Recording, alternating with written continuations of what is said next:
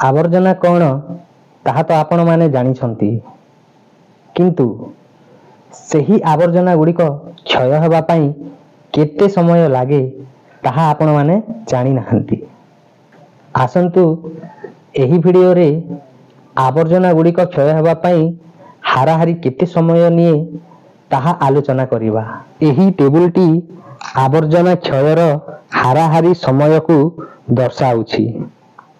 गोटे पटे आवर्जना गुड़िकर नाम दिया जाइछि, आउ गोटे पटे से गुड़िक क्षय होगा पाई हाराहारी समय दिया जाइछि। प्रथमे आसिबा पचा फल परिबा चोपा।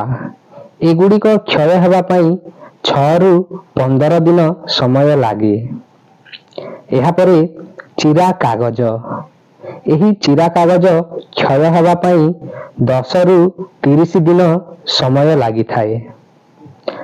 वर्तमान कपड़ा एवं तुला एही गुड़िक क्षय होगा पाई 3 रु 5 मास समय लागि थाए।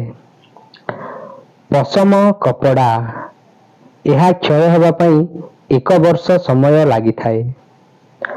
काठ यह क्षय होगा पाई 10 रु 15 वर्ष समय लागि थाए।